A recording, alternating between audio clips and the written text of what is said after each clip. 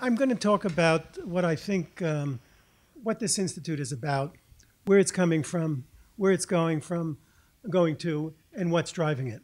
And for me, it's partly descriptive, but it's unavoidably a social explanation, a social interpretation, an effort to provide an analysis at once of a number of social movements and of historical movements of society, and to see the Institute not as idiosyncratic or something that's due just to our goodwill and good behavior, but really as something that's part of a larger set of social movements and dynamics. So I'm going to talk about three movements. Very briefly, one that I know least about, and I would say probably most people know little about from a social analytical point of view, although some people like Don Seaman are trying to change that, is first of all, I'm going to talk about the movement outward from Habad. There are three movements, really, that I see operating here. So I'm going to talk a little bit about Habad, which I know less about, and I think there's a movement outward, a kind of expansionist movement from within Habad outward. Secondly, I'm going to talk about maybe what I know a little bit more about, and maybe it's a less happy story. I'm going to talk about the movement within social science, which is, I think, a movement of a loss of confidence and a loss of legitimacy. But fortuitously for Habad, that kind of crisis of sociology and social science makes the partnership, the emergent partnership, more palatable and more likely. So the second movement is about what's happening in social science. The third movement is not exactly analogous, but it is, I think, what's driving. The driving force is a larger movement within society, which has to do with the changing dynamic between religion and society. So I'm going to talk about the movement of the changing character of the religion and society relation, and that's a more general social movement. First movement, something about Chabad Hasidism. While the empirical validation still remains sparse, I think it is now broadly an emergent consensus that Chabad Hasidism is the most dynamic element in contemporary Judaism. Hopefully, as I said, we'll hear more about it, not only from Don, but in the future from others. What I can say, after a year and a half of collaboration and firsthand so-called participant observation, as it were, is while there is a self-protective movement inward within Chabad, there is also a movement outward. Not only the usual movement of dissemination of belief and practice, but a clear movement to increase the visibility of Chabad. What is especially relevant to this institute is Chabad's commitment to gain recognition and legitimacy for their ideas. And as we shall see increasingly, I believe, also for their social ideals. Among the middle generation of Chabad leadership, there is a tangible, increasingly actualized drive to bring the ideas of the Lubavitcher Rebbe and the longer lineage to which he belongs into the public space of intellectual discourse and interchange. They want, if I can put it colloquially, they want to be taken seriously, to play on a larger playing field, to be seen on a wider screen. This was very clear, I think, last summer at the meeting at the New York Public Library in the heart of New York City, with a broad range of contemporary social projects and with an eye toward the Chabad role and the Chabad affinity to diverse examples of spiritually driven social activism. Like his predecessors, Rabbi Menachem Mendel Schneerson was a religious leader and scholar, theorist, metaphysician, but also an engineer of social change, engagement, societal participation, and a brilliant tactician recreating and mobilizing a transformative social movement. Chabad carries forward their leaders' commitment to this worldly social action. That should not cloud the intellectual face of this movement, which is no less central and is equally embodied in outreach activity. And Menachem alluded to this very clearly, I thought. Chabad on campus is arguably the largest and perhaps the most vibrant informal educational organization on American college and university campuses.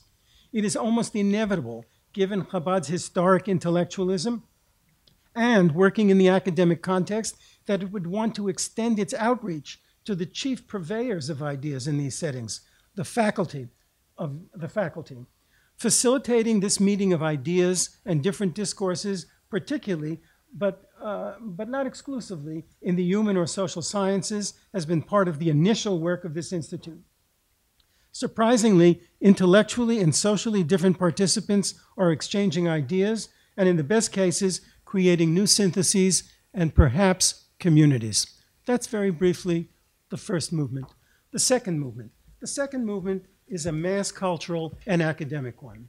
While there is receptivity to, this is the movement within social knowledge and social science.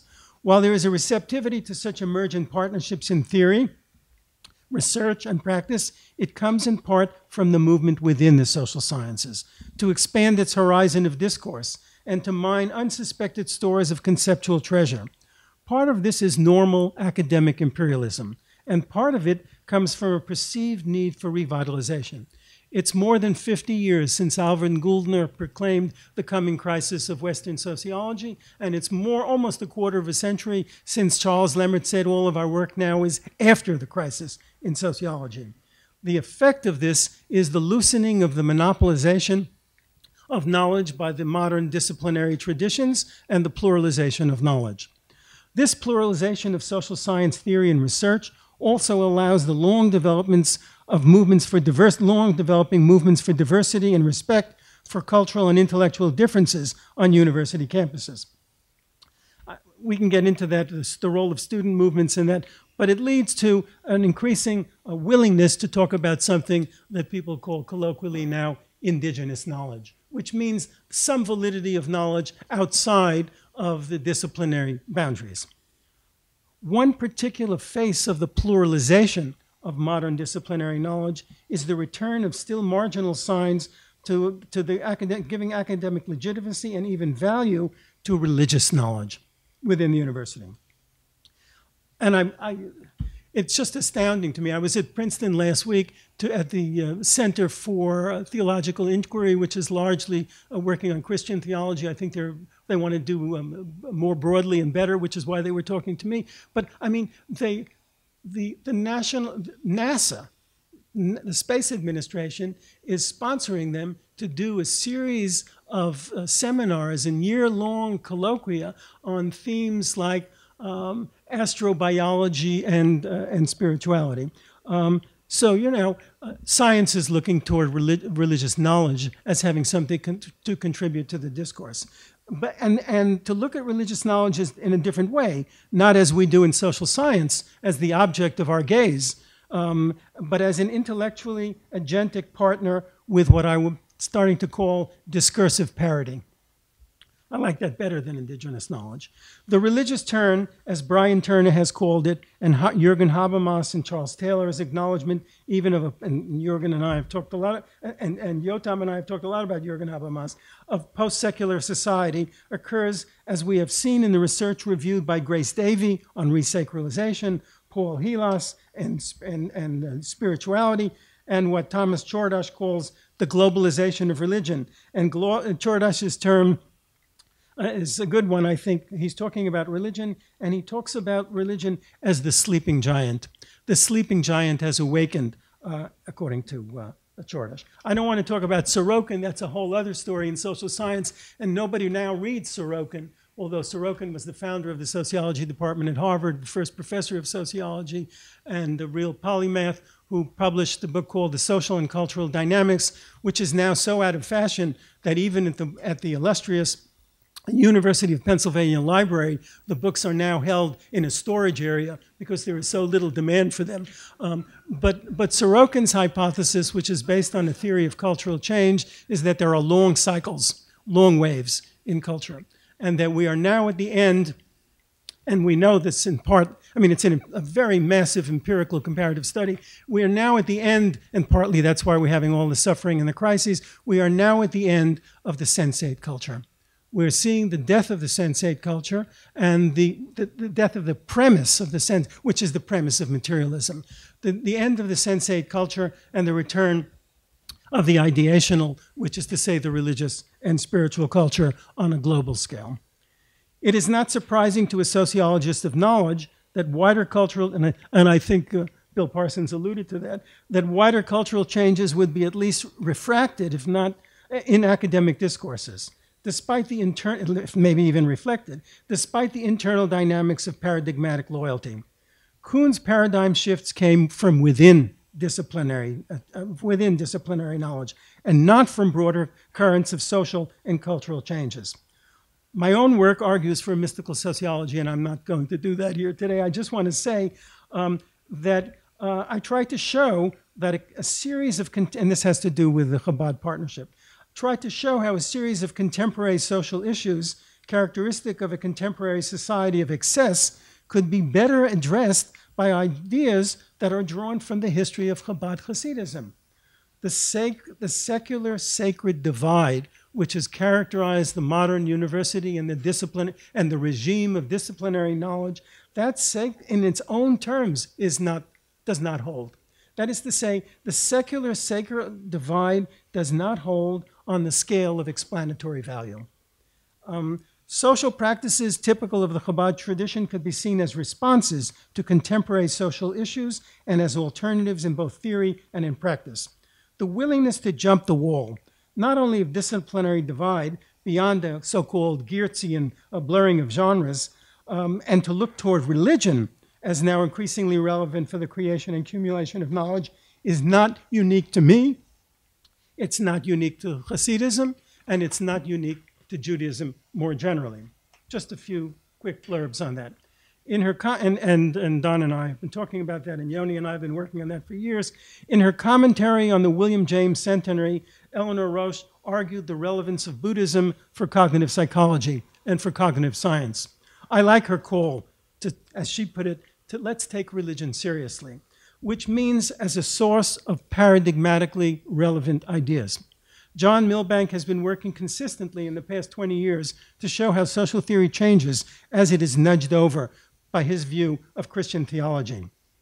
My colleague in India, Ananta Giri, is about to publish his Beyond Sociology, which, among other sources, draws on Hinduism in building the alternatives. And some of the Jewish study scholars here can say more about the examples in Islam. Nor is Hasidism the only way to approach the general warranting of Jewish knowledge. As an equal discursive partner in the disciplinary pantheon, I don't mean as a separate entity. In 2000, when I came to Jerusalem to study original Jewish sources, the well-known Princeton political theorist Michael Walzer, along with several others, published The Jewish Political Tradition, which is an intertextual dialogue between political theory in the Jewish tradition and in modern political science. Walzer's statement of purpose in his introduction is useful for us in our collaboration and in our work. Here's what he said we should pay attention to. First, the purposes. You can transfer this as appropriate to the emerging institute. First, retrieval. We want to make he's talking about the tradition of Jewish knowledge, we want to make its central texts and arguments available to new generations of students and potential participants. Second, integration. We want to take this body of Jewish thought out of its intellectual ghetto and to begin an examination of the ways in which it follows, parallels, and strains against Greek, Arabic, Christian, and secular modes of thought. Begin is the relevant word, Walzer says with some modesty. Third, criticism. We want to join the arguments that have characterized the tradition and to carry them forward. And as if to supplement Walzer's, nevertheless, intellectual, academic, and even disciplinary interest in his introduction, Walzer's and my host in Jerusalem, the late David Hartman, took pains to underline the socially transformative aspects of the Jewish tradition generally, as we did and are doing particularly with Chabad, with regard to Chabad Hasidism. But this is Hartman on Judaism generally.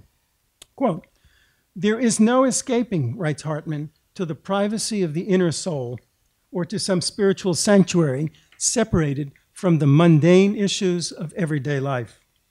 Poverty, social welfare, unemployment, relations with strangers, tolerance, pluralism, security, and justice." End quote. There is an emergent religious, spiritual, and Jewish spiritual alternative and theory and practice alongside the contemporary mass cultural and academic mainstream. I want to say something now about the mainstream. I want to address the mainstream.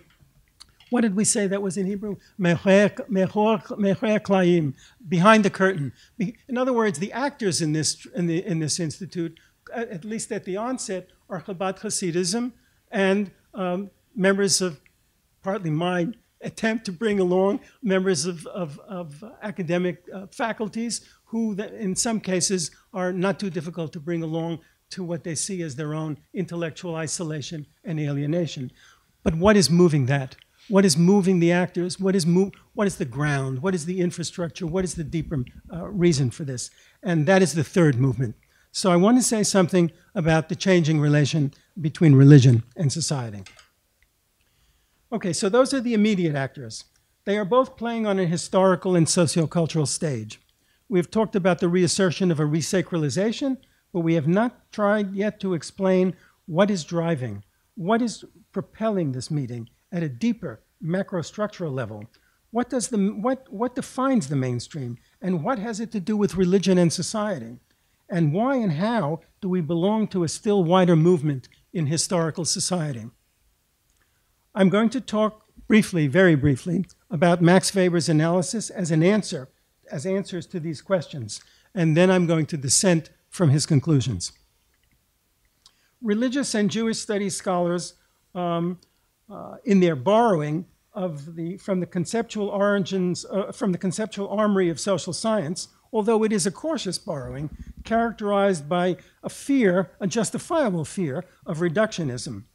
Although classical sociology, especially Durkheimian sociology, which remains the conceptual foundation of contemporary positive research in the discipline, that is social science, is borrowed as a resource in understanding religion.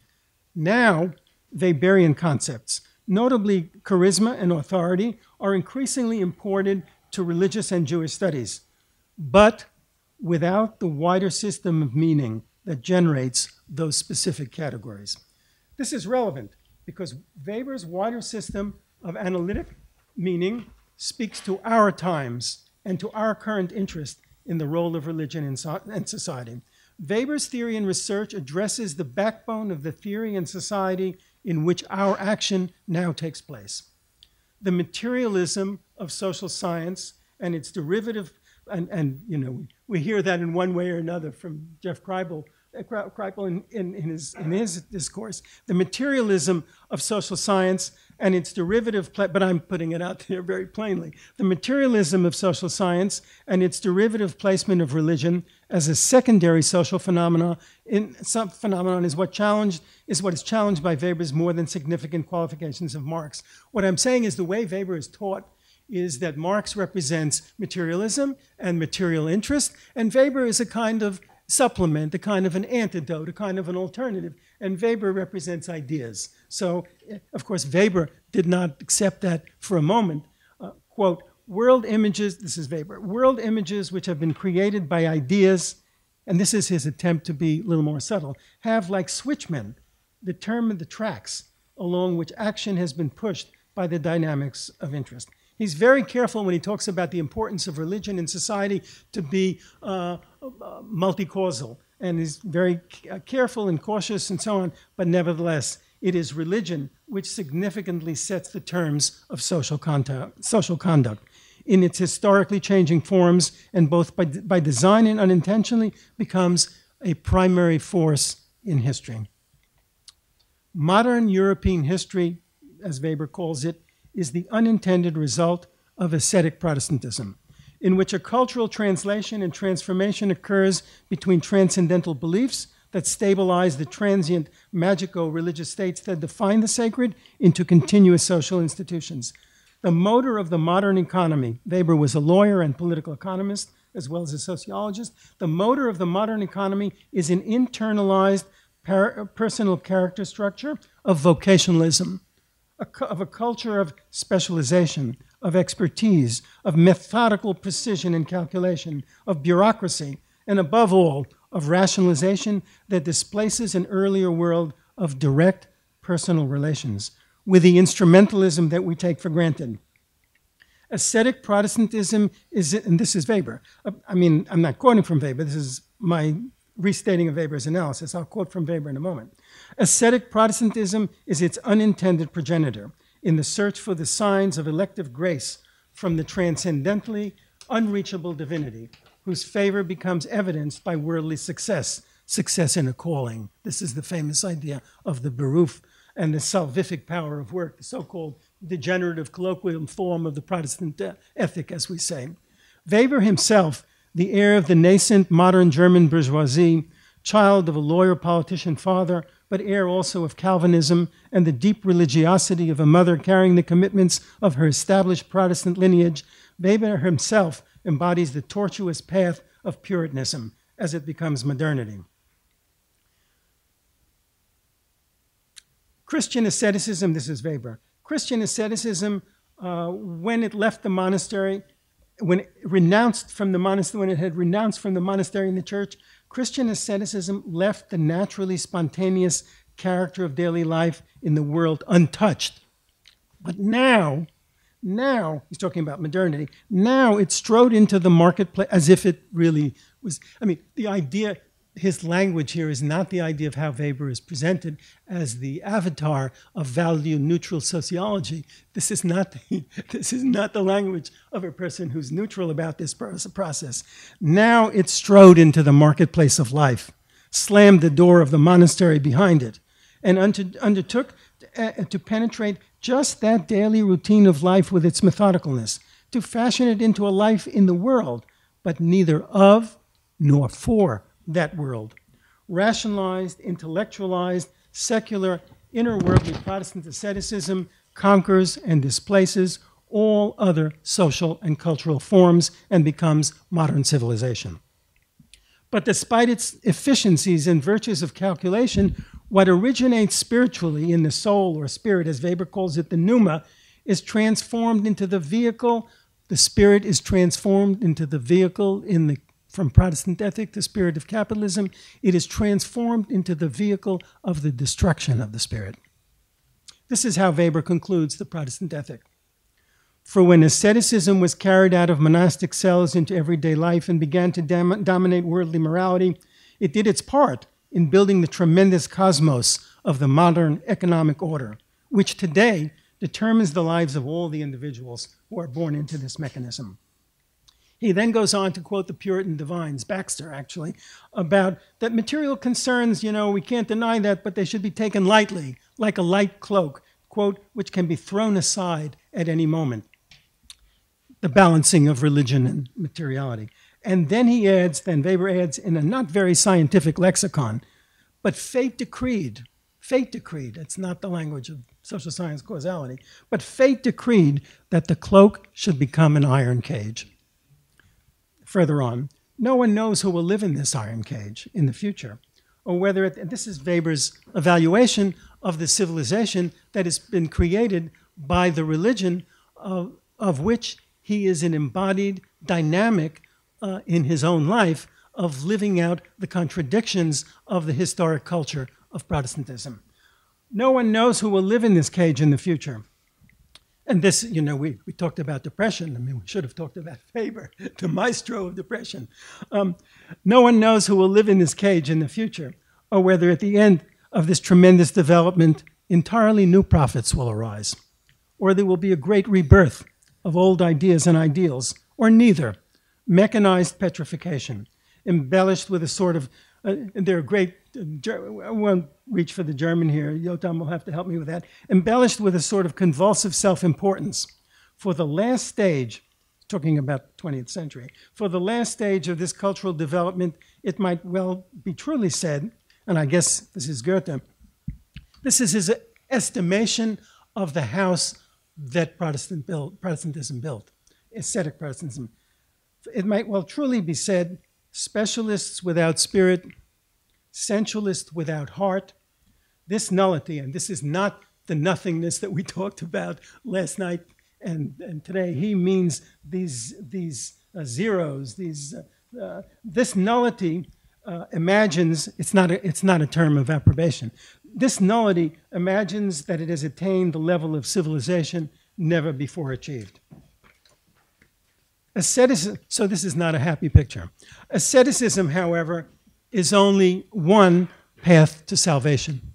And Weber is interested in salvation, in what we would call redemption. And there is also another path to salvation, and that is the path of mysticism. For the most part, however, mysticism flees from the world, but there is a particular type, a mysticism in the world, which he calls innerworldly mysticism, innerweltliche Mystik. And while it tends toward a certain quietism, but here I quote Weber, the transformation of, we're getting close to what I'm getting at, right? You'll begin to see in a few moments what the theme here is. The transformation of a mysticism remote from the world into one characterized, should I give you a hint? Not yet. No, this is I'll read the two Weber quotes and then I'll tell you. The transformation of a mysticism remote from the world into one characterized by chiliastic and revolutionary tendencies took place frequently, most impressively in the revolutionary mysticism of the 16th century Baptists, end quote. And a little bit further on, here we're getting closer. Wherever genuine mysticism did give rise to communal action, such action was characterized by the acosmism of the mystical feeling of love. Should I say, ein od milavado? Somebody would want to, we can have long discussions about the lexicon of acosmism. It did give rise to communal action. Mysticism may favor the creation of communities. In a world with a world based on asceticism, of an absence of love, and with an he did write in Ancient Judaism, by the way, a few sentences on what he calls Eastern European Hasidism, and he begins a discussion of the tzaddik, but then he gets distracted and goes back to his favorite topic, which is Ancient Judaism. It seems in a world with an absence of love, and there's not much more I'm getting, so we're getting to the conclusion. In a world based on asceticism with an absence of love, you get the indictment, though, the indictment of European civilization. With an absence of love and without an overall meaningfulness, mysticism may seem to provide a way out of the iron cage. Yet, still, nevertheless, in his address in Munich in 1918, 2 years before the first right-wing coup attempted to overthrow the Weimar Republic, and 2 years before Hitler became known as the King of Munich, and 2 years before he died, and a year before he wrote the revision of his talk, he gave a talk in Munich which was called Wissenschaft als Beruf, Science as a Vocation. And surprisingly, while he wrote about prophecy separately in ancient Judaism, this is really a history of science in its cultural context. And surprisingly, he raises here the issue of prophecy and the creation, the possibilities of the creation of an alternative way of life. And he answers his own question. Basically, he's saying, yep, it happened in the 16th century, but not going to happen now, not in the 20th century. And here's what Weber says is happening then. The fate of our times is characterized by rationalization and intellectualization, and above all, by the disenchantment of the world, the entzaubering, the demagification, the loss of magic, the loss of spirit, the loss and a certain reduction of the soul. Above all, by the disenchantment of the world. Precisely the ultimate, and someone said sublime values, precisely the ultimate and most sublime values have retreated from public life. Today, only within the smallest and most intimate circles in personal personal situations, and then as if to emphasize how small the soul is. Not only is it not evident in the magisterial forms of public sculpture, but it's now so small that he has to write it in Italian. So he writes in Italian, the soul is so small, it is pianissimo, very small, very quiet. That something is pulsating, that's where it's pulsating, only pianissimo. That corresponds to the prophetic pneuma, which in former times swept through the great communities like a firebrand, welding them together. As a student of the Hebrew prophets, Weber quotes Isaiah. The morning cometh and also the night. If you will inquire, inquire ye, return. Comparing that to his own situation, Weber adds, the people to whom that was said, he's talking about the Jewish people, the people to whom that was said has inquired and tarried for more than 2 millennia.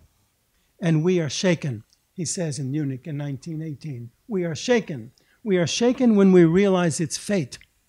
And then finally, we shall act differently. We shall set to work and meet the demands of the day. We shall meet the demands of the day in human relations as well as in our vocation. That is to say, as well as in Wissenschaft, as well as in science. Weber saw the possibilities of a mystically inspired building of communities, driven by, and you have to, when I use this term, we said earlier about previous language, this is the language of a late 19th century, early 20th century male person, a Prussian officer, an alumnus of the university in Heidelberg and of the dueling fraternities in Heidelberg, who bore a dueling scar across his face. It's possible, driven by what he called the ethic of brotherliness.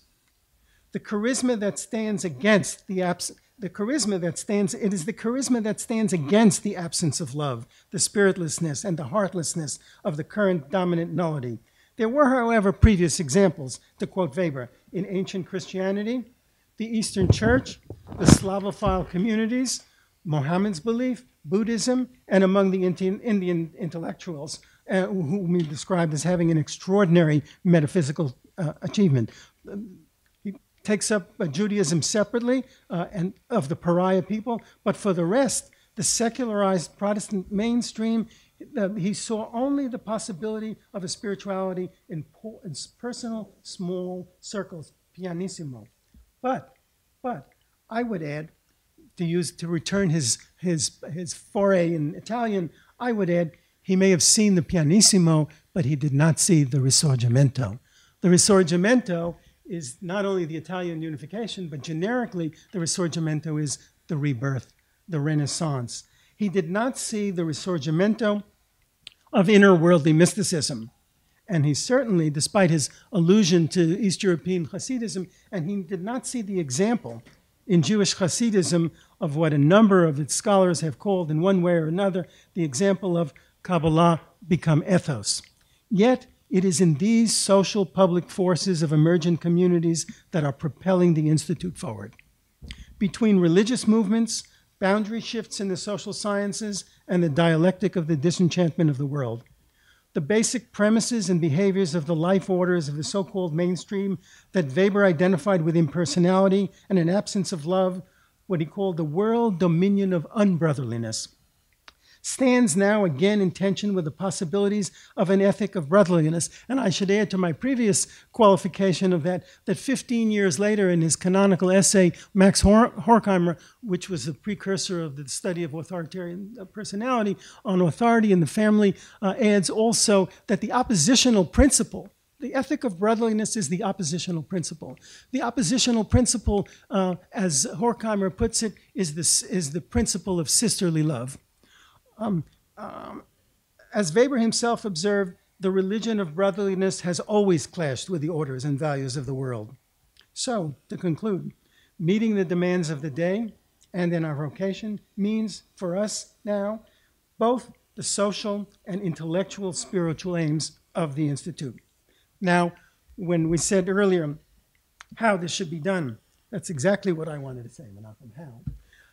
Really, we didn't consult on this one. How?